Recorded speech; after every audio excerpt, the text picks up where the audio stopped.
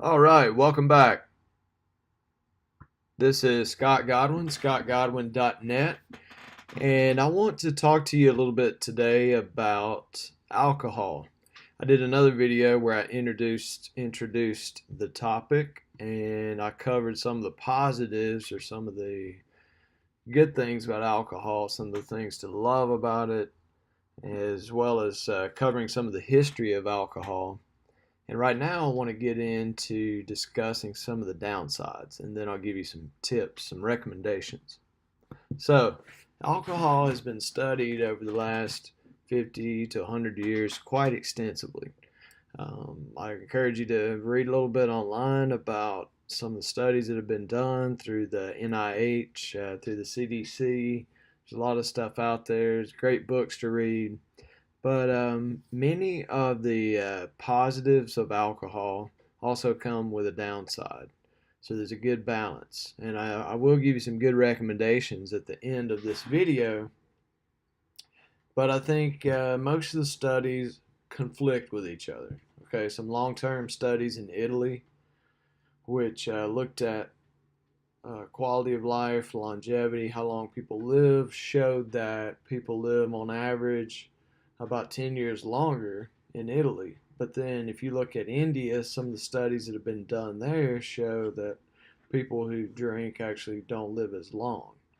So there's conflicting evidence there, and there's been studies conducted in the United States and China, all over the world, and they basically conflict with each other. Some show, maybe the slight majority show, that people do tend to live a little bit longer when they drink in moderation. But there are a significant number of studies that show people don't live as long.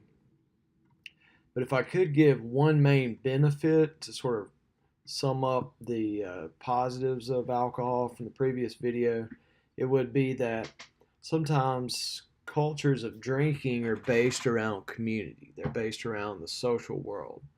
And as you know from a lot of the videos that I've done and a lot of the things you read in the media and so on, the social world that we live in is very isolated. So there are some benefits there when it comes to moderate drinking if it increases social ability, excuse me, and so on. I thought of a trip I took to England a couple years ago where I visited a pub that C.S. Lewis, the famous English writer, and J.R.R. Tolkien, a pub that the two of them used to frequent. And they had a group there called the Inklings, a group of writers, and they used to get together at a pub. And a great quote from Lewis, he said that some of his fondest memories were getting together with his friends in old clothes and just having fun, tromping around, visiting pubs. And so that shows you a little bit of that sociability, okay? That's what makes life worth living, the social world. So we should not discount that. But now in this video, I want to touch on some of the negatives. I want to touch on some of the downsides of alcohol, the things to hate about it.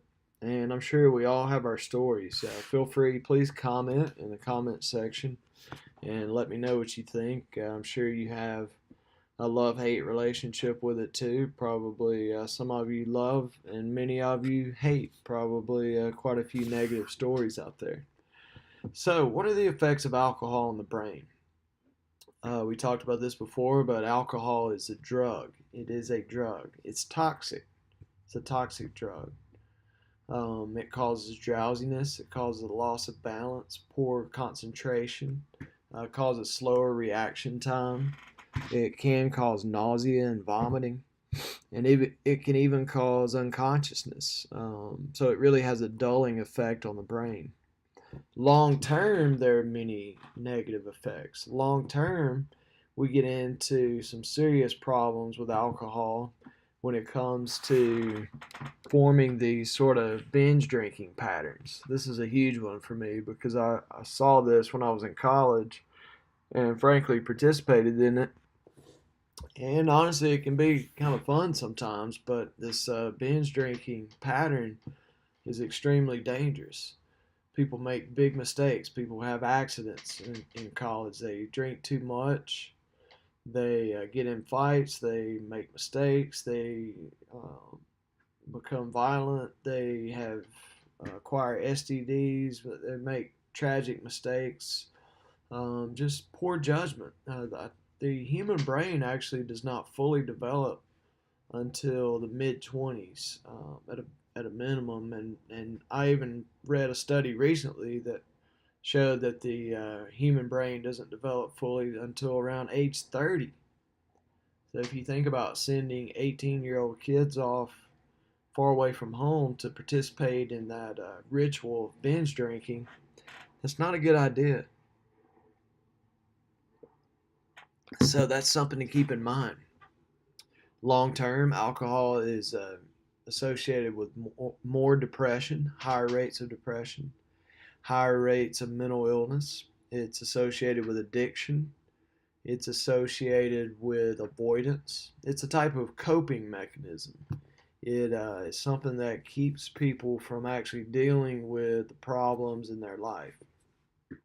I wrote about that in my first book, Movement and Meaning, about the effect of exercise on the brain and on mental health. I wrote about how exercise is basically a healthy drug.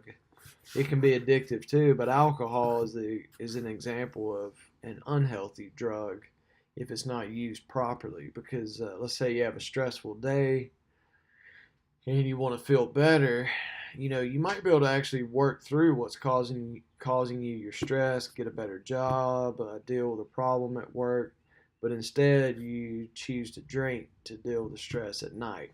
And so that's a negative coping mechanism. So what else? Accidents. Accidents are huge. Accidents happen all the time. The most publicized one is driving under the influence. Thank goodness for Uber and Lyft now. Some of the rideshare options, people can get rides to and from parties and bars much easier. But operating machinery, drowning, other types of accidents. And I mentioned earlier that small amounts of alcohol consumption was associated with a decrease in risk of certain types of cancer and heart disease, but it's also unfortunately associated with an increase in risk of certain types of cancer. So the breast, the mouth, the throat, lung cancer. Those are some of the types of cancers that alcohol has been shown to have a relationship to. So in some senses, it can be good for your health. In some senses, even small amounts can be negative. So it's not without its downside.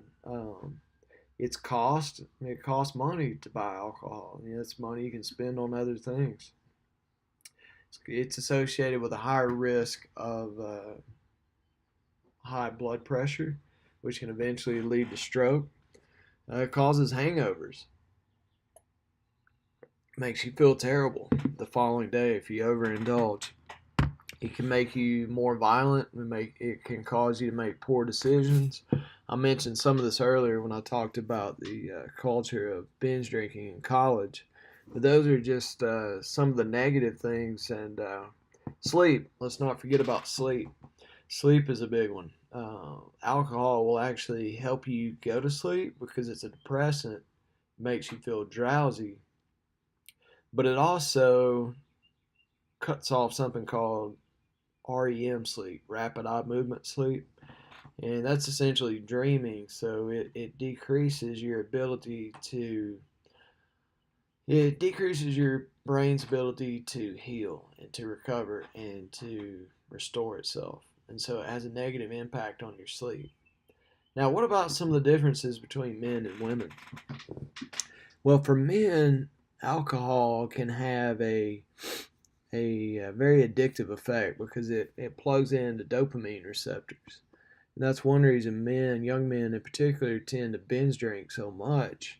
I think I got into that some when I was younger, but I think men in particular, because they have more dopamine receptors in the brain, are more likely to want to find things that really plug into that. and so they tend to be very prone to addiction for that reason in general. And then you add in the likelihood for young males to engage in risky behavior anyway, and it can be a deadly cocktail. Um, and then also can cause weight gain. And beer, actually, this is very interesting. Beer can have an estrogenic effect on males. It can cause an increase in female hormones. And so most men don't want that because it causes a lack of energy, causes a lack of libido, causes higher body fat. So beer in particular can be negative. And most men love beer. I mean, I like the taste of beer, but I try not to drink very much of it for that reason. Now, what about for women? Well, one of the key factors with women is that women are smaller, and so they have a harder time metabolizing alcohol. Women tend to be more sort of consensus oriented, so they go along with the crowd a little bit more. So they can be vulnerable to peer pressure. They have smaller livers, so they tend to have a harder time metabolizing. And if they're drinking with a male, for example, and they drink the same amount, they're normally going to be anywhere from 30, 40, maybe even 50, 60 pounds lighter, or even more than that. And so it's going to have an even more toxic effect on them. Women are also more likely to be on a diet because of the cultural pressure to be thin and try all these diets and so on.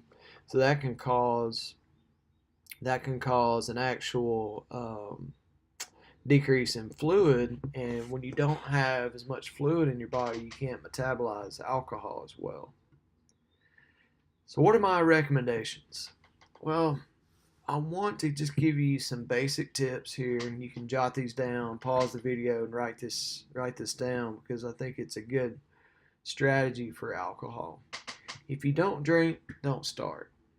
There's no need to really. If you don't really care to, then don't start. That's a simple rule. If you do drink, try to keep it at 1 to 2 per day, and if you can, do that every other day instead of every day. Take a period of abstinence. Take a week off, a month off, several months off every year. Don't drink when you're emotional, okay? Because that feeds into addiction. You drink when you're depressed, it makes you feel better. You feel even more depressed. You become addicted to it because it changes your emotions. Focus on the social aspects of drinking, okay? So focus on that because if there is a very healthy aspect of drinking, that's it. Getting together with friends. Stay hydrated. For every drink that you have, drink a glass of water. Never mix alcohol and caffeine. It's a deadly cocktail. It will force you to drink more, and it will also increase the chance of risky behavior. This is a big one. Learn alternatives. What about club soda, carbonated water? It fills you up like drinks like beer and cocktails do, but it has no calories, and you can put lime and lemon in it, that kind of thing. Now, what about tea, coffee, or non-alcoholic drinks? Some of the non-alcoholic beers are actually pretty good. If you're going to drink, go for wine first. Wine is probably the healthiest of the three because of the antioxidants. Beer second, and liquor last just because liquor is the strongest. What about learning to just calm down and sort of meditate and breathe? That can be very healthy in general, but it can help you to stop drinking compulsively. What about sipping? I've got some water here, but when you're drinking, try to just slow down and drink slower. Try to make one drink last an hour. That seems kind of crazy, but if you just slow down and drink slow, then you can really push that 1 or 2 drinks that you enjoy out over a longer period of time. How about adding water to alcohol? That's a great idea. And maybe most important, save it for special occasions. Alcohol can be very, very fun. It can be part of the community, part of socializing, but it can also be bad. Enjoy in moderation, become aware, learn about alcohol, start to change your habits, and then regularly become someone who has a healthy relationship with alcohol.